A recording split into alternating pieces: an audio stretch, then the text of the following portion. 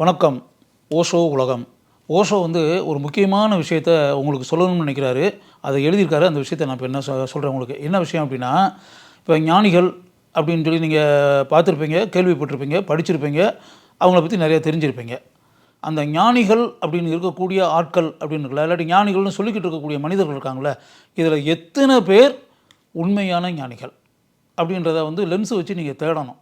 இந்த ஞானிகள்னு வெளியே சொல்லிக்கிட்டு இருக்க ஆளுங்க, துறவிகள்னு வெளியே சொல்லிக்கிட்டு இருக்க ஆளுங்க, சாமியார்கள் அப்படின்னு சொல்லி வெளியே சொல்லிக்கிட்டு இருக்கவங்க, ஆங்கிலத்தில் கூறுவதாக இருந்தால் செயின்ஸ் அப்படின்றாங்கல்ல, இப்படி சொல்லிக்கிட்டு இருக்க ஆட்கள்லேயே முக்கால்வாசி ஆட்கள் ஆக்சுவலாக பார்த்திங்கன்னா மோசடி பேர் வழிகளாக தான் இருப்பாங்க. அவங்க உண்மையான ஞானிகளாக இருக்க மாட்டாங்க. உண்மையான ஞான நிலையை அடைந்த மனிதர்களாக இருக்க மாட்டார்கள். அவர்கள் ஆன்மீகம் என்ற போர்வையை போர்த்தி கொண்டு உலகத்தை ஏமாற்றி கொண்டிருக்கக்கூடிய மனிதர்களாகத்தான் இருப்பார்கள். உலகத்தை ஏமாற்றுவார்கள், உலக மக்களை ஏமாற்றுவார்கள், உங்களை ஏமாற்றுவார்கள். அவங்க காவி உடை தரித்து அப்படின்னு இருக்குல்ல, அந்த காவி உடை தரித்து அப்படின்ற பார்த்து எல்லாமே அவர் உண்மையான ஞானியாக இருப்பார் அப்படின்ற மாதிரி நீங்கள் மனசுக்குள்ளே நினச்சிக்கிட்டு இருப்பீங்க. அப்படி இருக்கக்கூடிய ஆட்களில் பெரும்பாலான மனிதர்கள், பெரும்பாலான ஞானிகள் என்று கூறக்கூடிய மனிதர்கள் மோசடி மனிதர்களாக இருப்பார்கள். அவர்களுக்கு ஆன்மீகத்தை பற்றி எதுவுமே தெரியாது. அவங்களுக்கு மெடிடேஷன் அப்படின்ற விஷயங்களை பற்றி தெரியாது. அவங்களுக்கு தியானம் அப்படின்றத பற்றி தெரியாது. அவங்களுக்கு ஆழ்நிலை தியானம் அப்படின்லாம் இருக்குல்ல, அது மாதிரிலாம் தெரியாது. குண்டலினி சக்தி அப்படின்லாம் சொல்கிறாங்கள்ல, அதெல்லாம் தெரியாது. இந்த விஷயங்கள் எதுவுமே தெரியாமல் அந்த காவி உடையை தரித்து கொண்டு ஞானி என்ற போர்வையில் உலாவி கொண்டிருப்பார்கள். பக்கத்தில் போய் நெருங்கி அவங்க கூட பேசி பழகி, அவங்க பேசுகிறதெல்லாம் கேட்டு, அவங்க சொல்கிறதெல்லாம் கேட்டு, அவங்க சொல்லக்கூடிய அறக்கருத்துக்கள் ஏதாவது இருக்குதா அப்படின்னு பார்த்தீங்கன்னா, அப்படியெல்லாம் ஆழ்ந்த ஞானம்லாம் அவங்களுக்கு இருக்காது. ஆழ்ந்த அறிவெல்லாம் இருக்காது. அவங்களுக்கு பெரிய அளவில் உலக அறிவெல்லாம் இருக்காது. ஆன்மீகம் சம்மந்தப்பட்ட எந்த விதமான அடையாளங்களையும் நீங்கள் அவர்களிடம் பார்க்க முடியாது. அப்படி இருக்கக்கூடிய மனிதர்கள்ட்ட அப்படி துறவின்னு சொல்லிக்கிட்டு இருக்க ஆட்கள்கிட்ட நீங்கள் என்ன கற்றுக்கிற முடியும்? நீங்கள் கற்றுக்கிறதுக்கு 0.00001% கூட இருக்காது. இன்னும் சொல்ல போனால் உங்களுக்கு தெரிஞ்ச சில விஷயங்கள் கூட அவங்களுக்கு தெரியாது.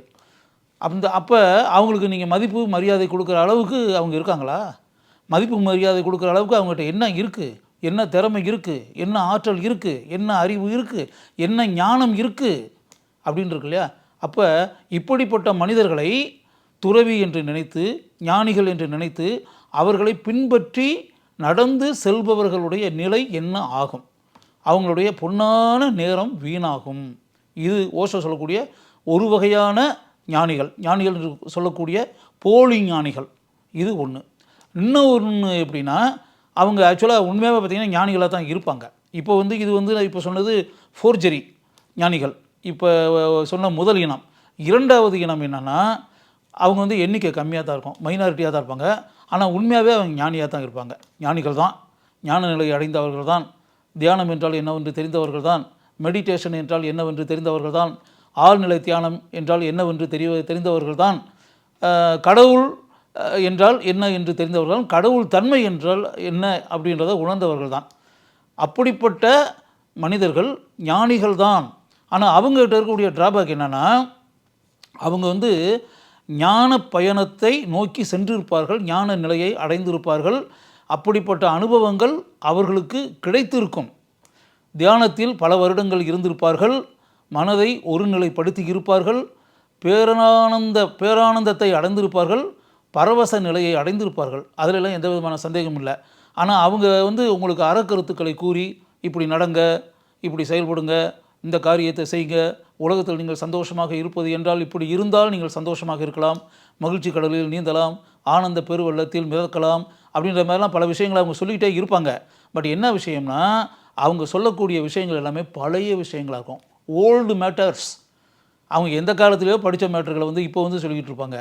அது இப்போ இருக்கக்கூடிய நிகழ்கால வாழ்வில் உங்களுக்கு பயனற்றது, உங்களுக்கு யூஸ்ஃபுல்லாக இருக்காது, உங்களுக்கு பயன் தராது. நீங்கள் வாழ்க்கையில் முன்னுக்கு வருவதற்கு, சாதனைகள் படைப்பதற்கு, உயர்ந்த நிலையை அடைவதற்கு, உச்சியில் போய் அமர்வதற்கு, மிகப்பெரிய பதவிகளில் போய் கம்பீரமாக அமர்ந்து ஆட்சி செய்வதற்கு, மிகப்பெரிய நினைத்து பார்க்க முடியாத செயல்களை எல்லாம் நிறைவேற்றுவதற்கு அவங்களுடைய அந்த அறக்கருத்துக்கள், அவங்களுடைய அறிவுரைகள், அவங்க காட்டக்கூடிய அந்த வழிகாட்டல்கள் அப்படின்னு இருக்குல்ல, அது எதுவுமே உங்களுக்கு யூஸ் ஆகாது. அதெல்லாம் அவுட் ஆஃப் டேட். அவங்க வந்து எந்த காலத்துலேயோ அவங்க கற்றுக்கிட்ட விஷயத்தை, எந்த காலத்துலேயோ அவங்க படிச்சுக்கிட்ட விஷயத்தை, எந்த காலத்துலேயோ அவங்களுக்கு தெரிஞ்ச விஷயத்தை, எந்த காலத்துலேயோ அவர்கள் உணர்ந்த விஷயத்தை பல வருடங்களுக்கு முன்பு அவர்கள் பின்பற்றிய அந்த நெறிமுறைகள் அப்படின்னு இருக்குல்ல, அந்த ரூல்ஸ் அண்ட் ரெகுலேஷன்ஸ், அந்த கொள்கைகள், அந்த கோட்பாடுகள், இதெல்லாம் உங்கள்கிட்ட வந்து திணிப்பாங்க. அது வந்து உங்களுக்கு எந்த விதத்திலையுமே யூஸ் ஆகாது, உங்களுக்கு பயனே கொடுக்காது. அதனால் உங்களுக்கு எந்த பிரயோஜனமும் உண்டாகாது. அதனால் நீங்கள் வாழ்க்கையில் முன்னேற முடியாது, நீங்கள் வளர முடியாது, வளர்ச்சி நிலையை அடைய முடியாது, பேரானந்த நிலையை அடைய முடியாது, ஆனந்த அனுபவங்களை உணர முடியாது, பரவச நிலையை நீங்கள் எந்த காலத்திலும் பெறவே முடியாது. அப்போ வந்து என்னென்னா, இந்த இரு வகையான மனிதர்கள் இருக்காங்கள்ல, ஒன்று போலி ஞானிகள், இன்னொன்று பழமையில் மிதந்து கொண்டிருக்கக்கூடிய ஞானிகள். இந்த இரு வகையான ஞானிகளாலும் உங்களுக்கு பயன் கிடையாது. அப்போ எப்படிப்பட்ட ஞானிகள் உங்களுக்கு வந்து பயன் உள்ளவர்கள்? உண்மையான ஞானிகளாக இருக்கணும், ஞான நிலையை அடைந்தவர்களுக்கும் பரவச நிலையை அடைந்தவர்களாக இருக்கணும், பேரானந்த அனுபவத்தை பெற்றவர்களாக இருக்கணும். அதே நேரத்தில் நிகழ்கால விஷயங்களை தெரிந்தவர்களாக இருக்க வேண்டும். Present and future. பாஸ்ட் மேட்டர்களை மட்டுமே பேசிக்கிட்டு இருக்கக்கூடிய ஆட்கள் வந்து தேவை இல்லை, அவர்களால் எந்த பயனும் இல்லை. செத்துப்போன மேட்டர்களை பேசி என்ன பிரயோஜனம்? கடந்து போன விஷயங்களை பேசி என்ன பிரயோஜனம்? இறந்த விஷயங்களை பேசி என்ன பிரயோஜனம்? கடந்து வந்த பாதைகளை நினைத்து என்ன பிரயோஜனம்? அதை நினைத்து ஆனந்தப்பட்டு என்ன பிரயோஜனம்? ஒரு பிரயோஜனம் இல்லை. இப்போ வந்து நிகழ்காலத்தில் இப்போ இப்படி நடந்தால் உங்களுக்கு வாழ்க்கையில் நல்லது, இப்போ இந்த மாதிரி விஷயங்களை ஃபாலோ பண்ணிங்கன்னா நல்லது.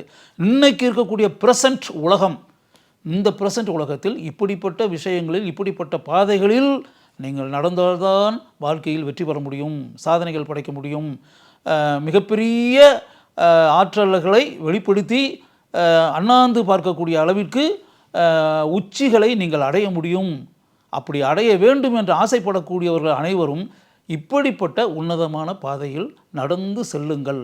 நிச்சயமாக உங்களுடைய பயணம் வெற்றி பயணமாக இருக்கும் அப்படின்னு சொல்லக்கூடிய நிகழ்கால உலகை தெரிந்து கொண்ட, நிகழ்கால அறிவை கொண்ட, நிகழ்கால உலகத்திற்கு எது தேவையோ அவற்றை கூறக்கூடிய ஞானிகள் வேண்டும். ப்ரெசன்ட் தாட் அப்படின்னு இருக்குல்ல, ப்ரெசன்ட், அதை காலத்துக்கு ஏற்றபடி காலத்திற்கு எது தேவையோ அதை உணர்ந்து அதை தெரிந்து கொண்ட ஞானிகள் உங்களுக்கு வழிகாட்டிகளாக இருக்க வேண்டும். அப்படிப்பட்ட ஞானிகள் தான் இன்றைய உலக மக்களுக்கு தேவை. நீங்கள் பார்த்துக்கிட்டு இருக்கக்கூடிய ஞானிகளில் அப்படிப்பட்ட ஞானிகள் உங்கள் கண்களில் படுகிறார்களா, தென்படுகிறார்களா, நீங்கள் பார்க்கிறீர்களா? நீங்கள் உங்களுடைய வாழ்க்கை பாதையில் அப்படிப்பட்ட மனிதர்களை சந்திக்கிறீர்களா அப்படின்றத அப்படியே தனியாக உட்காந்து யோசித்து பாருங்கள். அப்படிப்பட்ட மனிதர்களை நீங்கள் சந்திக்கிறீர்கள், அப்படிப்பட்ட மனிதர்களை நீங்கள் பார்க்கிறீர்கள், அப்படிப்பட்ட மனிதர்களின் பழக்கம் உங்களுக்கு அறிமுகம் கிடைக்கிறது அப்படின்ற மாதிரி இருந்தால் அது வந்து உங்களுக்கு ஒரு வரம், ஆசீர்வாதம், அருள், அனுகிரகம் அப்படின்னு எந்த வார்த்தை வேணாலும் சொல்லிக்கிறலாம். அப்படிப்பட்ட மனிதர்களை சந்திக்கக்கூடிய வாய்ப்பு உங்களுக்கு கிடைத்தால் அது உங்களுடைய பாக்கியம் என்று நான் கூறுவேன். அப்படிப்பட்ட மனிதர்களை சந்திக்க முடிகிறதா என்று நீங்கள் பாருங்கள், சந்திக்க வேண்டும் என்று மனதில் ஆசைப்படுங்கள்.